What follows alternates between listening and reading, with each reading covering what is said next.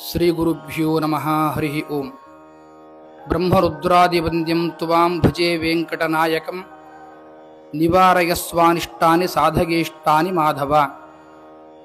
ಪೂಜ್ಯಾಯ ರಾಘವೇಂದ್ರಾಯ ಸತ್ಯಧರ್ಮರತಾಯ ಚ ಭಜತಾಂ ಕಲ್ಪವೃಕ್ಷಾಯ ನಮತಾಂ ಕಾಮಧೇನವೇ. ಪರಮ ಪೂಜ್ಯ ಮಂತ್ರಾಲಯ ಮಠಾಧೀಶರಾದ ಸುಬುಧೇಂದ್ರ ತೀರ್ಥ ಶ್ರೀಪಾದಂಗಳವರ ಪಾದ ಪದ್ಮಗಳಲ್ಲಿ ಭಕ್ತಿಪೂರ್ವಕ ಸಾಷ್ಟಾಂಗ ಪ್ರಣಾಮಗಳನ್ನು ಸಮರ್ಪಿಸಿ, ಹಾಗೆ ಮಹಾಮಹೋಪಾಧ್ಯಾಯ ರಾಷ್ಟ್ರಪತಿ ಪ್ರಶಸ್ತಿ ಪುರಸ್ಕೃತರಾದ ವಿದ್ಯಾಗುರುಗಳಾದ ನಮ್ಮ ಆಚಾರ್ಯರ ಪಾದ ಪದ್ಮಗಳನ್ನು ಭಕ್ತಿಯಿಂದ ವಂದಿಸಿ,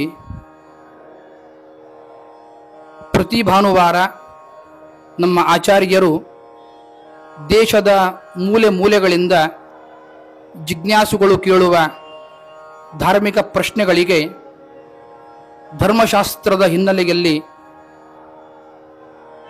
ಉತ್ತರವನ್ನು ಕೊಡುತ್ತಾ ಅವರಿಗೆ ಮುದವನ್ನು ನೀಡುತ್ತಾಗಿದ್ದಾರೆ. ಇದುವರೆಗೂ ಧಾರ್ಮಿಕ ಪ್ರಶ್ನೋತ್ತರ ಕಾರ್ಯಕ್ರಮದ 8ನೆಯ ಸಂಚಿಕೆ ಮುಗಿದು ಈ ಬಾರಿ 9ನೆಯ ಸಂಚಿಕೆ ಪ್ರಾರಂಭವಾಗ್ತಾಗಿದೆ.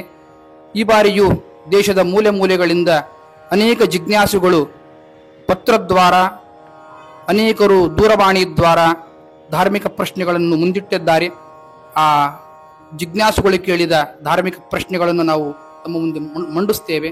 ತಾವು ಸಮಂಜಸವಾದಂತಹ ಉತ್ತರವನ್ನು ಕೊಡುತ್ತಾ ಅವರಿಗೆ ಮುದವನ್ನು ಕೊಡಬೇಕು ಅಂತ ಪ್ರಾರ್ಥನೆ ಮಾಡ್ತಾ ಇದ್ದೇನೆ. ಯಥಾಮತಿ ಯಥಾಶಕ್ತಿ ನಿಮ್ಮ ಪ್ರಶ್ನೆಗಳಿಗೆ ನಾನು ಉತ್ತರಿಸುತ್ತೇನೆ. ಇದೀಗ ಈ ಕಾರ್ಯಕ್ರಮದಲ್ಲಿ ಪಾಲ್ಗೊಳ್ಳುವ ಪೃಚ್ಛಕರ ಒಂದು ಸಂಕ್ಷಿಪ್ತವಾದಂತಹ ಪರಿಚಯ. ಮೊಟ್ಟ ಮೊದಲಿಗೆ ಕಡಪ ರಾಘವೇಂದ್ರಾಚಾರ್ಯರು ಅಂತ ನಮ್ಮ ವಿದ್ಯಾಗುರುಗಳಾದಂತಹ ಆಚಾರ್ಯರಲ್ಲಿಗೆ ಸುಧಾಂತ ವೇದಾಂತವನ್ನು ಅಧ್ಯಯನ ಮಾಡಿದಂತಹ ಅವರ ಶಿಷ್ಯರು. ಅವರು ಈ ಕಾರ್ಯಕ್ರಮದಲ್ಲಿ ಪೃಚ್ಛಕರಾಗಿ ಪಾಲ್ಗೊಳ್ಳುತ್ತಾಗಿದ್ದಾರೆ. ಇನ್ನು ಹಾಗೆ ನಾನು ಕೂಡ ನಮ್ಮ ವಿದ್ಯಾಗುರುಗಳಾದಂತಹ ಆಚಾರ್ಯರ ಬಳಿ ಸುಧಾದಿ ಗ್ರಂಥಗಳನ್ನು, ಸುಧಾ ನ್ಯಾಯಾಮೃತ, ಚಂದ್ರಿಕಾ ಮೊದಲಾದಂತಹ ವೇದಾಂತ ಗ್ರಂಥಗಳನ್ನು ಅಧ್ಯಯನ ಮಾಡಿದ್ದೇನೆ. ಅವರ ಪರಮಾನುಗ್ರಹದಿಂದ ಈ ಕಾರ್ಯಕ್ರಮದಲ್ಲಿ ಪಾಲ್ಗೊಳ್ಳುತ್ತಾ ಇದ್ದೇನೆ ಅಂತ ಹೇಳುತ್ತಾ, ಮೊಟ್ಟ ಮೊದಲಿಗೆ ಕಡಪ ರಾಘವೇಂದ್ರಾಚಾರ್ಯರು ಪ್ರಶ್ನೆಯನ್ನು ಪ್ರಾರಂಭ ಮಾಡುತ್ತಾರೆ. ಗುರುಗಳಾದ ಪೂಜ್ಯ ಆಚಾರ್ಯರಿಗೆ ಸಾಷ್ಟಾಂಗ ನಮಸ್ಕಾರಗಳು. ಮೊದಲನೇ ಪ್ರಶ್ನೆ ಹೀಗಿದೆ: ಯಾರಾದರೂ ಒಂದು ದೀಪವನ್ನು ಹಚ್ಚಿ ಅದೇ ದೀಪದಿಂದ ಅನೇಕ ದೀಪಗಳನ್ನು ಹಚ್ಚಬಹುದೇ ಅಥವಾ ಹಚ್ಚಬಾರದೆ? ಪ್ರಮಾಣ ಈ ರೀತಿಯಾಗಿ ಹೇಳ್ತಾ ಇದೆ: ದೀಪೇನ ದೀಪಂ ಪ್ರಜ್ವಾಲ್ಯ ದರಿದ್ರೋ ವ್ಯಾಧಿತೋ ಭವೇತ್ ಅಂತ ಲಿಂಗ ಪುರಾಣದಲ್ಲಿ ಹೇಳ್ತಾ ಇದೆ. ಈ ಪ್ರಮಾಣದ ಪ್ರಕಾರ ಒಂದು ಬಾರಿ ಹಚ್ಚಿದ ಅಗ್ನಿಯಿಂದ ಮತ್ತೆ ಪುನಃ ಮತ್ತೊಂದು ದೀಪವನ್ನು ಹಚ್ಚಬಾರದು. ಹಾಗೆ ಹಚ್ಚಿದಲ್ಲಿ ಆ ವ್ಯಕ್ತಿ ದರಿದ್ರನಾಗ್ತಾನೆ, ವ್ಯಾಧಿಯಿಂದ ಪೀಡಿತನಾಗ್ತಾನೆ ಅಂತ ಹೇಳ್ತಾರೆ. ಆದ ಕಾರಣ ದೀಪದಿಂದ ಮತ್ತೊಂದು ದೀಪವನ್ನು ಹಚ್ಚಬಾರದು. ಹಾಗಾದರೆ ಹೇಗೆ ಹಚ್ಚಬೇಕು ಅಂತ ಇಲ್ಲೊಂದು ಪ್ರಶ್ನೆ ಉಳಿಯುತ್ತೆ. ಅದಕ್ಕೆ ಪ್ರಮಾಣ ಈ ರೀತಿಯಾಗಿ ಹೇಳುತ್ತೆ: ದೀಪಾಗ್ನೇಯ ನಿಂದಿತತ್ವಾದ್ ತುಳಸಿ ಕಾಷ್ಟದಿಂದ ದೀಪವನ್ನು ಹಚ್ಚಬೇಕು, ತುಳಸಿ ಕಾಷ್ಟದಿಂದ ದೀಪವನ್ನು ಹಚ್ಚಬೇಕು ಅಂತ ಧರ್ಮಶಾಸ್ತ್ರ ಮರ್ಯಾದೆ. ಇವಾಗ ಮತ್ತೊಂದು ಪ್ರಶ್ನೆಯನ್ನು ಕೆಲವರು ಕೇಳಿದ್ದಾರೆ. ಈ ದೀಪವನ್ನು ಹಚ್ಚುತ್ತೇವೆ ದೇವರ ಮುಂಬದಿಯಲ್ಲಿ, ಆ ದೀಪವನ್ನು ಹಚ್ಚಿದ ಬಳಿಕ ಅದನ್ನು ಆರಿಸಬಹುದೇ ಅಂತ ಒಂದು ಪ್ರಶ್ನೆ ಬಂದಿದೆ. ಆರಿಸಬೇಕೇ ಅಥವಾ ಆರಿಸಿದರೆ ಏನಾದರೂ ಅನರ್ಥವಿದೆಯೇ ಅಂತ ಒಂದು ಪ್ರಶ್ನೆ ಬಂದಿದೆ. ಇದಕ್ಕೆ ಸಮಂಜಸವಾದಂತಹ ಉತ್ತರವನ್ನು ನೀಡಬೇಕು ಅಂತ ಪ್ರಾರ್ಥನೆ ಮಾಡ್ತಾ ಇದ್ದಾರೆ. ಅದನ್ನು ಸರ್ವಥಾ ಆರಿಸಲೇಬಾರದು. ತನ್ನಿಟ್ಟು ತಾನೇ ಶಾಂತವಾಗಬೇಕದು. ಒಂದು ವೇಳೆ ಆರಿಸಿದ್ರೆ ಏನಾಗುತ್ತೆ ಅಂತಂದರೆ ಪ್ರಮಾಣ ಹೇಳುತ್ತೆ: ನೈವ ನಿರ್ವಾಪಯ ದೀಪಂ ಕದಾಚಿತ್ ಯತ್ನದ. ಪ್ರಯತ್ನ ಪಟ್ಟು ನಾವು ದೀಪ ಹಚ್ಚಿದ್ದನ್ನು ಆರಿಸಬಾರ್ದು. ಸತತಂ ಲಕ್ಷ್ಮಣೋಪೇದಂ ದೇವಾರ್ಥಂ ಉಪಕಲ್ಪಿತಂ. ಪರಮಾತ್ಮಗೋಸ್ಕರಾಗಿ ಹಚ್ಚಿದ ಆ ದೀಪವನ್ನು ನಾವು ಆರಿಸಬಾರ್ದು ಪ್ರಯತ್ನಪೂರ್ವಕವಾಗಿ. ಒಂದು ವೇಳೆ ಆರಿಸಿದ್ರೆ ಏನಾಗುತ್ತೆ ಅಂತಂದರೆ, ಸ್ತ್ರೀಯರು ಕೂಷ್ಮಾಂಡವನ್ನು ಕತ್ತರಿಸಿದೆ ಮತ್ತು ಪುರುಷನು ಈ ದೀಪವನ್ನು ಆರಿಸಿದರೆ ವಂಶಚ್ಛೇದವಾಗುತ್ತೆ ಅಂತ ಹೇಳ್ತಾರೆ. ಯಾಕಂದ್ರೆ ಪ್ರಯತ್ನಪೂರ್ವಕವಾಗಿ ನಾವು ಹಚ್ಚಿಟ್ಟಂಥ ದೀಪವನ್ನು ಆರಿಸಬಾರ್ದು, ಅದು ತನ್ನಷ್ಟು ತಾನೇ ಶಾಂತವಾಗಬೇಕು.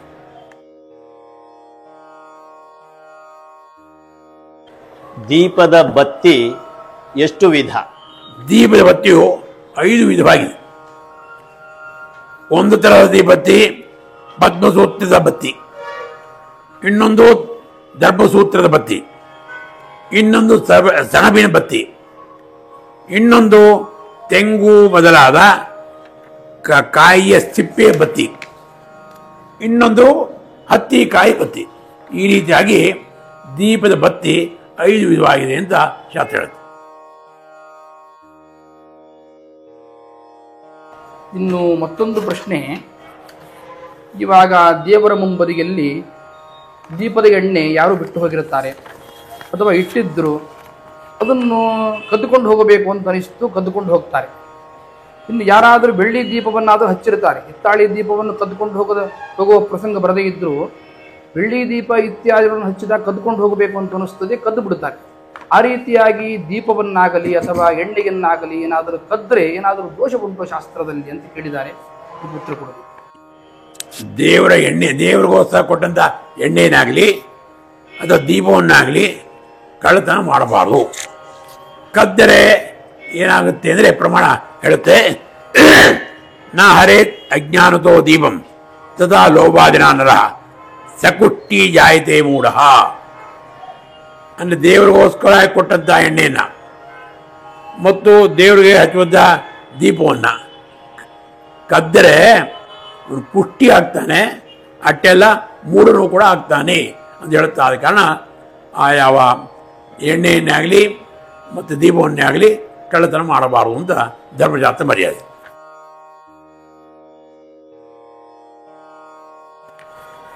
ದೀಪದಾನದಿಂದ ಯಾವ ಫಲ? ನಿಮ್ಮ ಪ್ರಶ್ನೆ ದೀಪದಾನದಿಂದ ಯಾವ ಫಲ ಅಂತ. ಇಲ್ಲಿ ದಾನ ಅಂದರೆ ನಾವು ಕೊಡ್ತೀವಲ್ಲ, ಒಬ್ಬ ಬ್ರಾಹ್ಮಣನಿಗೆ ಅಪೋಪದಾನ ಕೊಡ್ತೀವಿ ಅಂದರೆ ಹಂಗೆ ಇಲ್ಲಿ ಅರ್ಥ ಇಟ್ಕೋಬಾರ್ದು. ದೀಪವನ್ನು ಹಚ್ಚಿದರೆ ಅಂತಂಬ ಅರ್ಥ ಇಟ್ಕೋಬೇಕು. ದೀಪವನ್ನು ಹಚ್ಚಿದರೆ ಅಂದರೆ ದೀಪದಾನ ಮಾಡಿದರೆ ಏನಾಗುತ್ತೆ ಅಂದರೆ ದೀಪದ ಚಕ್ರು ಉತ್ತಮಂ, ಅಂದರೆ ಉತ್ತಮವಾದ ಚಕ್ಷುಸ್ಸನ್ನು ಭಗವಂತ ನೀಡ್ತಾನೆ ಅಂತ ಹೇಳ್ತಾರೆ. ಕಾರಣ ದೀಪವನ್ನು ಅವಶ್ಯವಾಗಿ ಹಚ್ಚಲಿಕ್ಕೆ ಬೇಕು.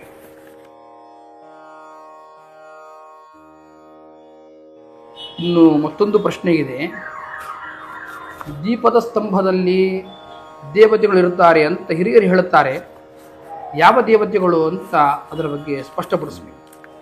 ದೀಪಸ್ತಂಭದಲ್ಲಿ 27 ನಕ್ಷತ್ರ ದೇವತೆಗಳಿದ್ದಾರೆ. ನಾಳದಲ್ಲಿ ವಾಸುಕಿ ದೇವತೆ ಇದ್ದಾನೆ, ಪಾದದಲ್ಲಿ ಚಂದ್ರ ಸೂರ್ಯರಿದ್ದಾರೆ, ಧೂಪದೀಪ ಪಾತ್ರೆ ಅಗ್ನಿ ದೇವತೆ ಇದ್ದಾನೆ. ಇಷ್ಟು ದೇವತಾ ಸನ್ನಿಧಾನ ದೀಪದ ಸ್ತಂಭದಲ್ಲಿ ಇದೆ ಅಂತ ಧರ್ಮಶಾಸ್ತ್ರ ಹೇಳುತ್ತೆ.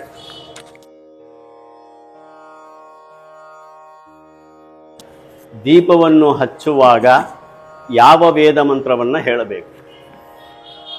ಇಲ್ಲಿ ಒಂದು ವಿಷಯವನ್ನು ಮೊಟ್ಟ ಮೊದಲು ಹೇಳಿ ನಿಮ್ಮ ಪ್ರಶ್ನೆಗೆ ನೇರವಾಗಿ ಉತ್ತರ ಕೊಡ್ತೇನೆ. ಧೂಪಹೀನೆ ಶಿವಂ ಮಂದಿ, ದೀಪಹೀನೆ ಮದಿರ್ಬ್ರಹ್ಮ, ನೈವೇದ್ಯಹೀನೆ ದುರ್ಭಿಕ್ಷಂ, ಮಂತ್ರಹೀನೆ ವಿನಾಶನಂ ಮಂತ್ರ.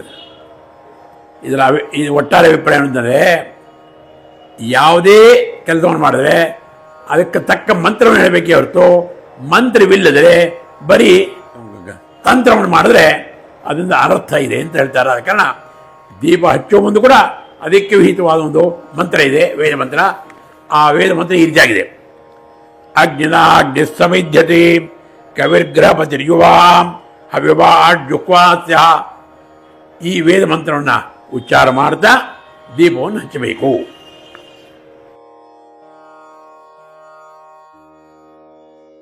ಕಾರ್ತೀಕ ಮಾಸದಲ್ಲಿ ಸ್ತ್ರೀಯರು ತುಳಸಿಯ ಮುಂಭಾಗದಲ್ಲಿ ದೀಪವನ್ನು ಹಚ್ಚುತ್ತಾರೆ ಅಥವಾ ಪ್ರತಿನಿತ್ಯ ಸಾಯಂಕಾಲವೂ ಹಚ್ಚುತ್ತಾರೆ. ಇದಕ್ಕೇನಾದರೂ ವಿಶೇಷವಾದ ಫಲವುಂಟು ಅಂತ ಒಂದು ಪ್ರಶ್ನೆ ಬಂದಿದೆ, ಅದಕ್ಕೆ ಉತ್ತರವನ್ನು ಬಯಸ್ತಾ ಇದೆ. ವಿಶೇಷವಾದ ಫಲ ಇದೆ. ಏನು ಅಂದರೆ, ದೀಪಂ ದದಾತಿ ವಿಪ್ರೇಂದ್ರ ಸಲಭತೆ ವೈಷ್ಣವಂ ಪದಂ ಎಕ್ಕಚ್ಚಿತ್ ತುಳಸಿ ಮೂಲೆ ಕಾರ್ತಿಗೆ ಕೇಜೋಪ್ರಿಯ ಅಂತ ಪದ್ಮಪುರಾಣ ಉತ್ತರಾಖಂಡ ಹೇಳ್ತಾ ಇದ್ದಾರೆ. ಅಂದರೆ ದೀಪವನ್ನು ಹಚ್ಚೋಣದಿಂದ ವೈಷ್ಣವ ಪದಂ ಅಂದರೆ ವಿಷ್ಣು ಸಂಬಂಧಿಯಾದ ಸ್ಥಾನವನ್ನು ಹೊಂದುತ್ತಾನೆ. ಮತ್ತು ಕಾರ್ತೀಕ ಮಾಸದಲ್ಲಿ ಆ ತುಳಸಿ ವೃಂದಾವನ ಮುಂದೆ ದೀಪವನ್ನು ಹಚ್ಚಿದರೆ ಅದಕ್ಕೂ ಕೂಡ ವಿಶೇಷವಾದಂಥ ಫಲವಿದೆ ಅಂತ ಪದ್ಮಪುರಾಣ ಹೇಳ್ತಾ ಇದೆ.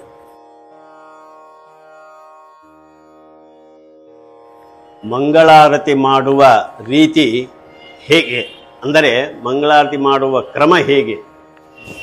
ಲೋಕದಲ್ಲಿ ದೇವರಿಗೆ ಮಂಗಳಾರತಿ ಮಾಡುವಾಗ ವಿಷಯ ತಿಳಿದೇ ಇದ್ದರೂ ಹಾಗಂದ್ರೆ ಹಾಗೆ ಮಾಡ್ತಾರೆ. ಆದರೆ ಪ್ರಮಾಣ ಹೇಳೋದು ಬೇರೆ ರೀತಿಯಲ್ಲಿ ಹೇಳ್ತೆ, ಈ ರೀತಿಯಾಗಿ ಹೇಳ್ತಾ ಇದೆ ಪ್ರಮಾಣ.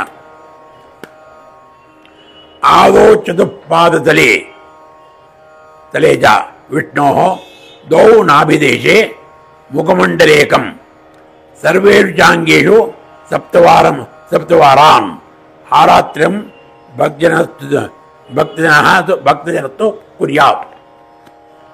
ಆದೋ ಚತುಪಾದದಲೇ ಚ ಅಂದರೆ ಪರಮಾತ್ಮ ಪಾದದಲ್ಲಿ ಏನಿದೆಲ್ಲ 4 ಸತಿ ಆ ಪರಮಾತ್ಮ ಪಾದ ಹತ್ತ ಮಂಗಳಾರತಿ ಮಾಡಬೇಕು. ಆಮೇಲೆ ನಾಭಿ ಪ್ರದೇಶದಲ್ಲಿ 2 ಸಲ ಮಾಡಬೇಕು. ಅನಂತರ ಮುಖದ ಹತ್ತಿರ ಮುಖದ ಮುಂದೆ 1 ಸಲ ಮಾಡಬೇಕು. ಆಮೇಲೆ ಸರ್ವಾಂಗೇಶು ಎಲ್ಲ ಅಂಗಗಳಲ್ಲೂ ಸಪ್ತವಾರ 7 ಸರ್ತಿ ಮಂಗಳಾರತಿಯನ್ನು ಮಾಡಬೇಕು ಅಂತ. ಒಟ್ಟಲ್ಲಿಗೆ 8 ಸಲ ಮಾಡಬೇಕು. ಒಂದು ಮಂಗಳಾರತಿನ 4 ಸಲ ಮತ್ತು ನಾಭಿದೇಶದಲ್ಲಿ 2 ಸಲ, ಮುಖದಲ್ಲೊಂದು, ಸರ್ವಾಂಗೇಶಗಳು ಒಟ್ಟು 14 ಸರ್ತಿ ಈ ಮಂಗಳಾರತಿಯನ್ನು ಪರಮಾತ್ಮ ಮಾಡಬೇಕು ಅಂತ ಶಾಸ್ತ್ರ ಮರ್ಯಾದೆ.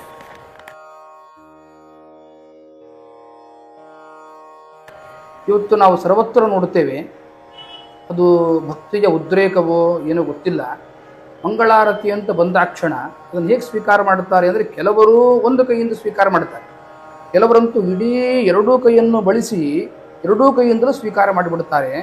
ಹಾಗಾಗಿ ಒಂದು ಕೈಯಿಂದ ಸ್ವೀಕಾರ ಮಾಡಬೇಕು, 2 ಕೈಯಿಂದ ಸ್ವೀಕಾರ ಮಾಡಬೇಕು ಅಂತ ತಿಳಿಯದೇ ಇರುವಂತಹ ಒಂದು ವ್ಯಕ್ತಿಗಳಿಗೆ ಸಂಶಯ ಮೂಡಿದೆ. ಆದ್ದರಿಂದ ಇದಕ್ಕೆ ಪ್ರಮಾಣವನ್ನು ಕೊಡುತ್ತಾ ಉತ್ತರವನ್ನು ಕೊಡಬೇಕು ಅಂತ ಪ್ರಾರ್ಥನೆ ಮಾಡ್ತಾ ಇದ್ದೇನೆ. ಮೊಟ್ಟ ಮೊದಲು ನಿಮ್ಮ ಪ್ರಶ್ನೆಗೆ ಪೂರಕವಾದ ಪ್ರಮಾಣವನ್ನು ಕೊಡ್ತೇನೆ. ಆರಾತ್ರಿಗ್ರಹಣೆ ಕಾಲೇ ಏಕಹಸ್ತೇನ ಯೋಜಯೇತ್ ಯದಿ ಹಸ್ತದ್ವಯೇನೇವ ಮಮ ದ್ರೋಹಿ ನ ಸಂಶಯ. ಅಂದರೆ ದೇವರ ಮಂಗಳಾರತಿ ಮಾಡಿದ್ಮೇಲೆ ಅದನ್ನು ನಮ್ಮ ಮುಂದೆ ತಂದಾಗ ಒಂದೇ ಕೈಯಿಂದ ಆ ಮಂಗಳಾರತಿಯನ್ನು ಸ್ಪರ್ಶ ಮಾಡಿಕೊಂಡು ಸ್ಪರ್ಶ ಮಾಡ್ಕೋಬೇಕು. 2 ಕೈಯಿಂದ ನನಗೇನು ಅತಿಶಯವಾದ ಭಕ್ತಿ ಇದೆ ಅಂತ ಕೆಲವರು ನೀವು ಹೇಳದಂತೆ 2 ಕೈಯಿಂದ ಮಂಗಳಾರತಿಯನ್ನು ತಗೋತಾರೆ. ಅದು ಶುದ್ಧ ತಪ್ಪು. ಆ ರೀತಿ ಮಾಡಬಾರ್ದು. ಮಮದ್ರೋಹಿನ ಸಂಶಯ. ಮಂಗಳಾರತಿ ತಗೊಂಡ್ರೆ ಪುಣ್ಯ ಬರೋಕ್ಕಿಂತ ಜಾಸ್ತಿಯಾಗಿ ಪರಮಾತ್ಮ ದ್ರೋಹಿಗಳು ನೆನೆಸ್ಕೋತಾರೆ. ಆದ ಕಾರಣ ಒಂದೇ ಕೈಯಿಂದ ದೇವರಿಗೆ ಮಾಡಿದ ಮಂಗಳಾರತಿನ ತಗೊಂಡು ನಮ್ಮ ಕಣ್ಣಿಗೆ ತಲೆ ಮೇಲೆ ಸ್ಪರ್ಶ ಮಾಡಿಕೊಡ್ಬೇಕು.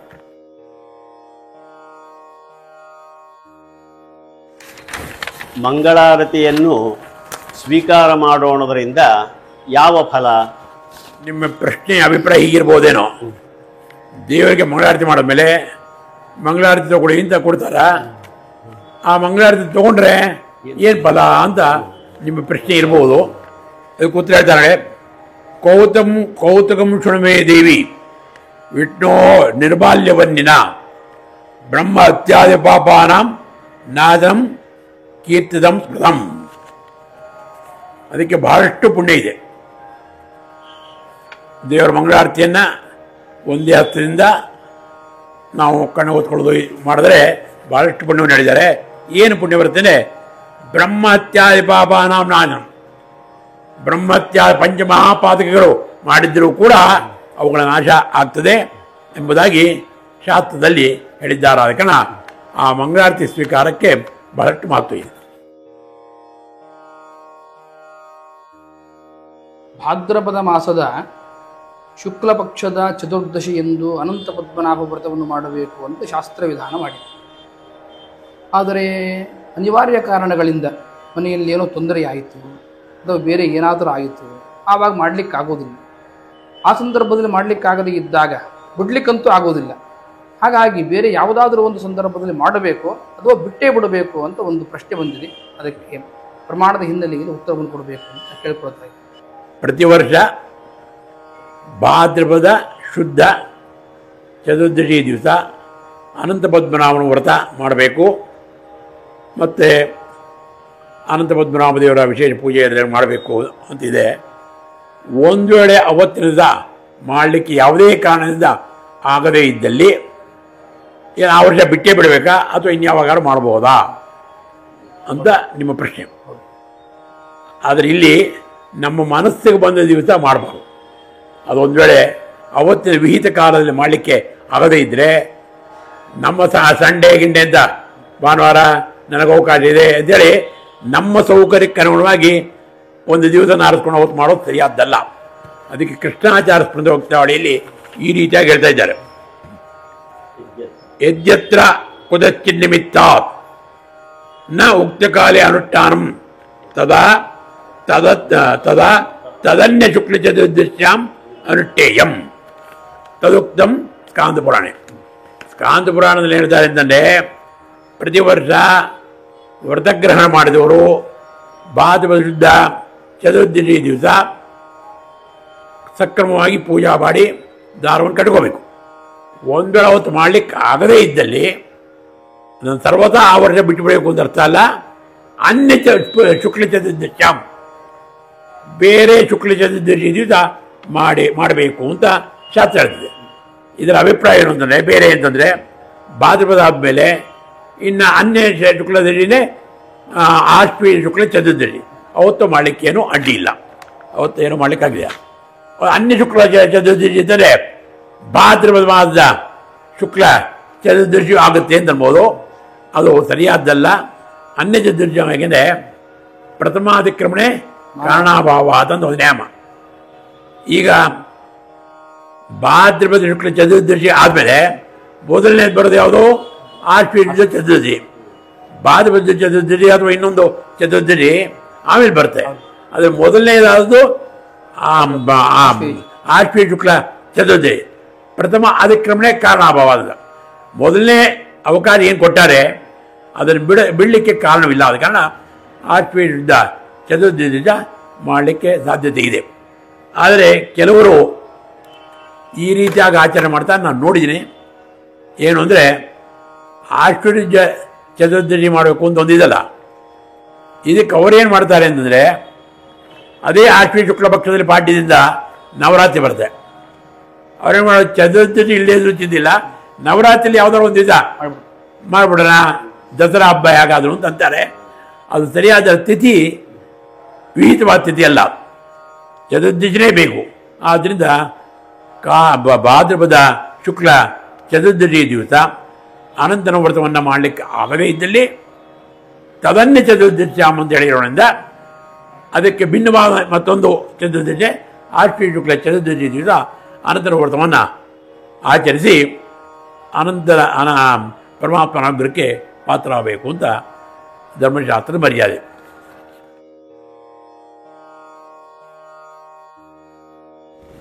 ಇದುವರೆಗೂ ಸುಮಾರು 12 ಪ್ರಶ್ನೆಗಳಿಗೆ ಧರ್ಮಶಾಸ್ತ್ರದ ಹಿನ್ನೆಲೆಯಲ್ಲಿ ಸಮಂಜಸವಾದಂತಹ ಉತ್ತರವನ್ನು ಕೊಡುತ್ತಾ ಎಲ್ಲ ಜಿಜ್ಞಾಸುಗಳಿಗೂ ತಾವು ಸಂತೋಷಪಡಿಸಿದ್ದೀರಿ ಅಂತ ಭಾವಿಸ್ತಾ ಇದ್ದೇನೆ. ಹಾಗಾಗಿ ಎಲ್ಲ ಜಿಜ್ಞಾಸುಗಳ ಪರವಾಗಿ ತಮಗೆ ಅಭಿನಂದನೆಗಳನ್ನು, ವಿಶೇಷವಾಗಿ ಭಕ್ತಿಪೂರ್ವಕವಾದಂತಹ ಅಭಿವಂದನೆಗಳನ್ನು ಸಮರ್ಪಣೆ ಮಾಡ್ತಾ, ಹಾಗೆಯೇ ಈ ಕಾರ್ಯಕ್ರಮ ನಡೆಯುತ್ತಾ ಇರುವುದು ಪರಮ ಪೂಜ್ಯ ವಿದ್ಯಾಗುರುಗಳಾದಂತಹ ಸುಬುಧೇಂದ್ರ ತೀರ್ಥ ಶ್ರೀಪಾದಂಗಳವರ ಅನುಗ್ರಹ ಮತ್ತು ಆದೇಶದ ಮೇರೆಗೆ ಈ ಕಾರ್ಯಕ್ರಮ ನಡೆಯುತ್ತಾ ಇದೆ. ಆದ್ದರಿಂದ ಆ ವಿದ್ಯಾಗುರುಗಳಾದಂತಹ ಸುಬುಧೇಂದ್ರ ತೀರ್ಥ ಶ್ರೀಪಾದಂಗಳವರಿಗೂ ಈ ಸಂದರ್ಭದಲ್ಲಿ ಸಾಷ್ಟಾಂಗ ಪ್ರಣಾಮಗಳನ್ನು ಸಮರ್ಪಣೆ ಮಾಡ್ತಾ ಮುಕ್ತಾಯ ಮಾಡ್ತಾ ಇದ್ದೇವೆ. ಶ್ರೀಕೃಷ್ಣ ಅರ್ಪಣಮಸ್ತು.